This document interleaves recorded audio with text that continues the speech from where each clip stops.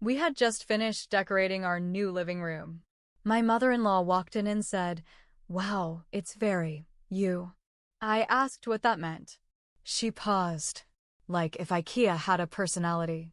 I smiled. Thanks. That's literally what we were going for. We had just finished decorating our new living room. My mother-in-law walked in and said, "Wow, it's very you." I asked what that meant. She paused, like if IKEA had a personality. I smiled. Thanks. That's literally what we were going for. But inside, I was seething. This wasn't the first time she had made a passive-aggressive comment about our choices. From the moment we bought our house in Portland, she'd been critical. She'd drop by unannounced, rearrange our furniture, and even replace our decor with her own gifts. My husband, Mark, always brushed it off, saying she meant well. But this was our home, our sanctuary. And I was done playing nice. I decided it was time to take a stand. I started by documenting every unsolicited change she made. I took photos of our living room before and after her visits. I kept receipts of items she replaced. I even recorded some of our conversations. Then, I consulted a lawyer friend. He advised me on how to establish clear boundaries legally. We drafted a letter outlining that any further interference in our home would be considered trespassing. Next, I planned a housewarming party and invited all our friends and family, including my mother-in-law. I wanted everyone to see our home as we intended it. The day of the party arrived. Our living room was pristine, showcasing our minimalist, IKEA-inspired design. Guests complimented our style, and I could see my mother-in-law's forced smile. Then, she made her move. She pulled me aside and said, "I brought a few things to spruce up the place." She handed me a bag filled with ornate, gaudy decorations. I took a deep breath and said, "Thank you, but we've decided to keep our home as is. We've also consulted a lawyer, and any further unsolicited changes will be considered trespassing." She was stunned. The room fell silent. Then, she stormed out. In the weeks that followed, she tried to rally family members against us. But with the evidence I'd gathered, we had support. Mark finally saw the extent of her interference and stood by me. Our home remained untouched, a true reflection of us. And my mother-in-law? She learned that sometimes, less is more. After the party, I thought that was it. Thought she'd finally gotten the message. Nope. A week later, I came home from work, and there it was, an antique mirror hanging in our hallway. Not just any mirror, but this massive, gold-framed, Baroque nightmare. The kind of thing you'd see in an old castle, not a modern, minimal house like ours. I asked Mark if he put it up. He shook his head slowly, then sighed. "She has a key." I forgot to mention that. I felt my eye twitch. She what? She's had a spare key since my last apartment. I just never thought to take it back. That night, I changed the locks. Quietly. No announcement. Just did it. 2 days later, I got a text from her, having trouble getting in. "Is your lock broken?" I didn't respond. Just waited. That weekend, she came by uninvited. Rang the doorbell 6 times. I ignored her. Mark finally answered, and she walked in like she owned the place, except she didn't get far. She stopped in the hallway, looked up, and gasped. We'd taken the mirror down. "It was a gift," she said, hand on her chest. I said, "You left it in our home without asking. That's not a gift. That's a message." Her face turned red, and for a moment I thought she might explode. But instead, she did something worse. She smiled. "All right then," she said calmly. "You want space? You'll get space." That's when the calls started. First, my sister-in-law called me crying, asking what I'd done to their mom. Then Mark's aunt messaged him a long rant on Facebook. Even Mark's boss pulled him aside and asked if everything was okay at home because his mom had emailed him a concerned letter. Yes, she emailed his boss. It got worse. She posted on her Facebook, public of course, so sad when someone tears a family apart. I raised my son to love, to give, to cherish. But now he's with someone who isolates him and insults the people who love him. I pray for them both. She didn't use my name, but everyone knew. People began picking sides. I knew she was manipulative, controlling, passive-aggressive. But I didn't know the half of it. That is, until I got a message from a woman I'd never met. Her name was Teresa. She claimed to be the ex-fiancé of Mark's older brother, Simon.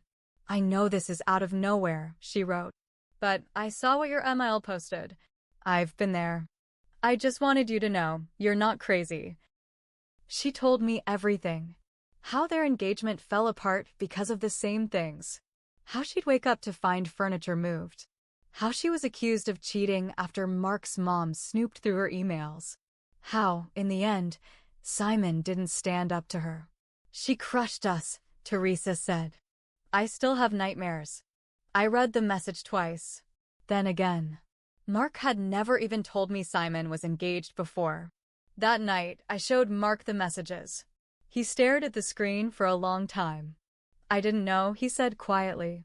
I knew they broke up. But Simon never told me why. The next day, he called Simon. They talked for an hour. When he came back in the room, Mark's face was pale. It's true, he said. All of it. That's when he made a decision. She's not coming in this house again. Not ever. I believed him. But what we didn't expect, what nobody expected, was what she'd do next. A few days after that conversation with Simon, I decided to go into the basement. Not for any particular reason, just wanted to organize the storage bins. Mark and I had stored all the gifts his mom had given us down there. The floral curtains, the brass candle holders, that creepy ceramic clown head. As I was shifting bins around, I noticed one of them had a broken latch. I'd never touched that one before. I opened it.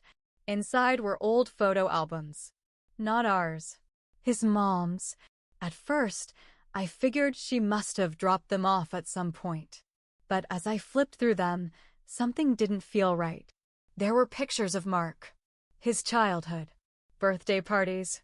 School plays. But someone was missing. His dad. And not just a few photos, all of them. Cut out. Cropped. Ripped. Every single photo where he should have been was either shredded or carefully sliced to exclude him. I called Mark down. He stared at the photos, silent. Then he sat on the cold cement floor and whispered. She told me he died when I was 7. What? She said he had a heart attack. Said it was sudden. That's all I ever knew. I reached deeper into the bin. Found an old manila envelope. Inside, divorce papers. His dad wasn't dead. He was very much alive. According to the paperwork, he'd filed for full custody and was denied. Mark just kept staring at the papers like they were written in another language. She lied to me for 30 years. Mark spent the next few nights making calls. At first, we hit dead ends, outdated phone numbers, disconnected lines. But finally, with the help of a friend at the DMV, he tracked down an address in Spokane, Washington. He wrote a letter. Short, honest, scared. 2 weeks later, we got a reply. His father was alive, retired, married again, and he thought Mark hated him. Thought he'd been told to never reach out. They made plans to meet. But before they could, the mother-in-law found out. Turns out, she had someone feeding her information. It was Mark's cousin. Someone we saw as harmless, just another quiet family member who scrolled through Instagram more than he talked. But we'd posted a photo the day the letter arrived. Just a vague caption, something good is coming. Nothing specific. But enough for her to get suspicious. The cousin texted her a screenshot. The next morning, Mark got a long, angry voicemail, accusing him of betrayal, of digging up old graves, of spitting in the face of the woman who raised him alone. She showed up later that night, banged on the door. We didn't answer. She stood on the porch for 20 minutes, yelling, threatening, crying. I called the police. That was the final straw. We got a restraining order. Mark filed it himself. He told the judge everything about the break-ins, the emotional manipulation, the stalking, the lies about his father, about how she'd kept a whole side of his life hidden from him. The order was granted for 6 months. We didn't celebrate. It didn't feel like a victory. Just a breath of air. Finally, 2 weeks later, I opened our mailbox and found an envelope with no return address. Inside was a single piece of paper. You won't understand what you've done until it's too late. No name, no signature. But we knew. That same day, our neighbor knocked on the door. "I think someone was snooping around your yard last night," she said. "I saw a woman with short red hair and a big purse. She ran off when I turned on the porch light." Mark's mom had red hair. We checked the camera's blurry footage, but the outline was unmistakable. This wasn't over. Not even close. We were finally feeling some peace. Mark was set to visit his dad the next week. He hadn't seen him in over 30 years. He was nervous but excited. I saw something in him I hadn't seen before: hope. Real hope. That made what happened next even harder. It was a Tuesday. I got home first and immediately felt something was off. The front door was locked, but the window in our kitchen? Wide open. Our living room was trashed. Throw pillows slashed. Our wall art ripped from the studs. The shelves we'd carefully styled? Knocked over. My favorite mug shattered on the floor. The only thing missing? The envelope with Mark's dad's address and phone number. She'd taken it. We knew it was her. No one else had a reason. We didn't call the cops this time. Mark got in the car, drove straight to her house. I followed in mine, a few blocks behind. When he knocked on her door, she opened it like she'd been expecting him. "You can't stop me," she said calmly. "I'm not here to stop you," he said. "I'm here to tell you I'm done. You're my son. You were my mother. Now, you're just someone I used to know." He turned and walked away. She didn't follow. I was waiting at the corner. When he got in the car, I could see his hands shaking. "She's never going to stop, is she?" I asked. "No," he said. "But I can." Mark wrote a letter to his dad. Handwritten. We mailed it from a different city so she couldn't trace it. We got new cameras. A full security system. Motion detectors. Neighbors on alert. But the biggest thing? We exposed her. We posted everything. Online. Not in a rant, just the truth. Screenshots of the smear posts. Copies of the restraining order. Photos of the damage. The story of the broken family, the hidden father, the mental games. It went viral in our small circle. People who had quietly supported her, they went silent. Some even apologized. Her reputation? Gone. She never showed up again after that. But then, 2 months later, we got a call. She'd been arrested for trespassing in a neighbor's home. A couple that had just remodeled. Guess what their style was? Minimalist. IKEA. She'd walked in through their back door and rearranged their furniture while they were gone. Claimed she was helping them fix their space. The court ordered a psych evaluation. Turns out, she had undiagnosed obsessive-compulsive personality disorder. Not an excuse, but it made some of the twisted pieces fall into place. Here's where I'll admit something. I should have said something earlier. Years ago. When the gifts started. When the visits got weird. I stayed quiet to keep the peace. To not rock the boat.